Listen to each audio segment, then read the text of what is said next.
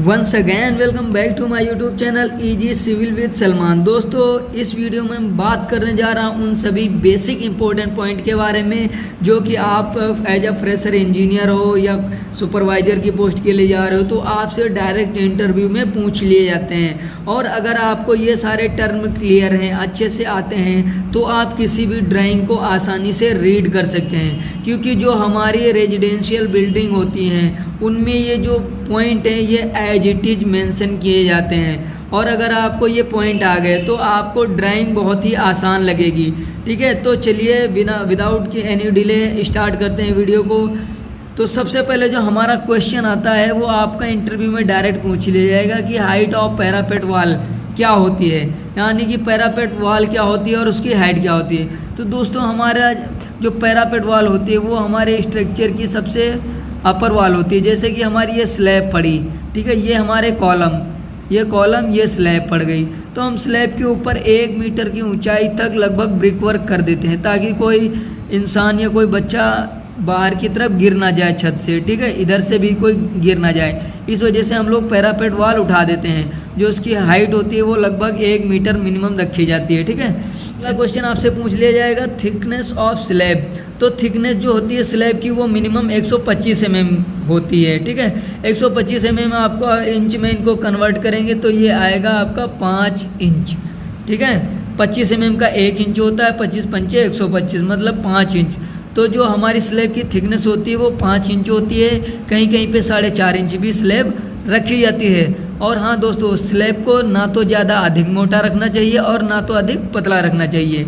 अगला हमारा जो क्वेश्चन आता है वो आता है थिकनेस ऑफ डीपीसी।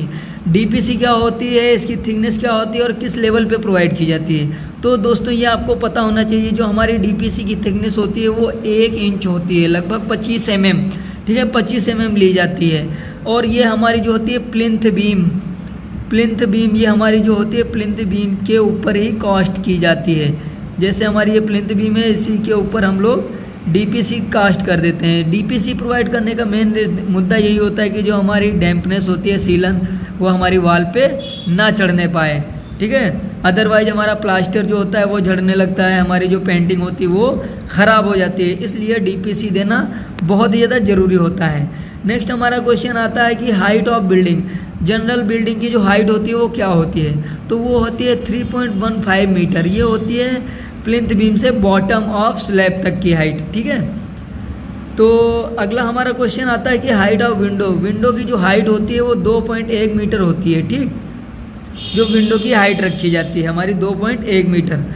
फिर अगला क्वेश्चन हमारा आता है कि वॉल्यूम ऑफ 1 बैग सीमेंट। दोस्तों ये भी आना बहुत ही ज़्यादा ज़रूरी है। अगर आप किसी कंक्रीट में सीमेंट के बैग निकालना चाहोगे कि कितने उसमें मटेरियल लगा हुआ है, तो उसके लिए आपको उसका वॉल्यूम पता होना चाहिए। तो 1 बैग ऑफ सीमेंट का वॉल्यूम जो होता है वो होता है 0.0347 मीटर क्यूब, या फिर होता है 1.23 क्यूबिक फीट। या आप CFT में निकाल सकते हैं या फिर मीटर क्यूब में निकाल सकते हैं। अगला हमारा क्वेश्चन आता है weight of 1 bag of cement, मतलब 1 बैग सीमेंट का जो वेट होता है वो कितना होता है, तो वो होता है दोस्तों 50 kg।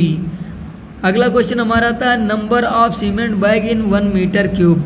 ये दोस्तों आपको आना बहुत ही ज़रूरी है। थंब रूल के हिसाब से अब आप कैलकुलेट करेंगे तो 1 मीटर क्यूब में जो सीमेंट बैग यूज होते हैं वो 30 बैग यूज होते हैं। यहाँ पे लिखेंगे 30 बैग्स। ठीक है, 30 बैग्स यूज होते हैं। इसी की मदद से आप कंक्रीट में कितना सीमेंट लगा है, मोर्टार में कितना सीमेंट लगा है, वो आप निकाल सकते हैं।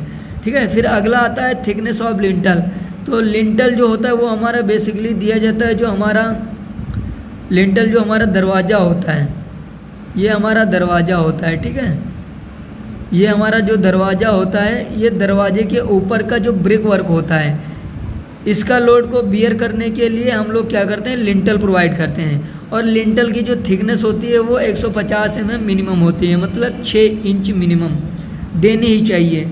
लिंटल इज प्रोवाइडेड एट, मतलब लिंटल किस लेवल पे प्रोवाइड किया जाता है, तो लिंटल की इन जनरल जो हाइट होती है वो 2.4 मीटर रखी जाती है ब्रिक वर्क के केस में। ठीक है, फिर हमारी जो स्लैब होती है उसमें पूछा जाता है कि minimum dia of bars in slab, मतलब स्लैब में कम से कम कितने mm का सरिया यूज करना चाहिए, तो 8 mm, कम से कम आपको 8 mm का सरिया यूज करना है, इससे कम mm का सरिया नहीं यूज करना है, वो भी HYSD यूज करना है। फिर आता है minimum dia of bar in column. Column में जो बार्स होती हैं, मेन बार जो होती हैं हमारी, कॉलम ये होता है, ये कॉलम होता है, ठीक है, और इसमें ये होती हैं हमारी मेन बार, ये जो हमारी मेन बार होती है ये कम से कम 12 mm की होनी ही चाहिए, ठीक है। फिर क्या आता है कि स्लैब में जो चेयर प्रोवाइड की जाती हैं, जो हमारा क्रैंक एरिया होता है, तो उसमें मेस को सपोर्ट करने के लिए चेयर की स्पेसिंग कितनी रखी जाती है, तो 1 मीटर, मतलब एक चेयर आपने यहाँ पे लगा दी तो यहाँ से 1 मीटर की दूरी पे फिर से ये चेयर लगाएंगे, 1 मीटर की दूरी पे चेयर प्रोवाइड करेंगे। फिर अगला क्वेश्चन हमारा आता है कि number of bricks in 1 metre cube, 1 cubic metre में कितनी ब्रिक्स आती हैं, तो वो आती हैं 500।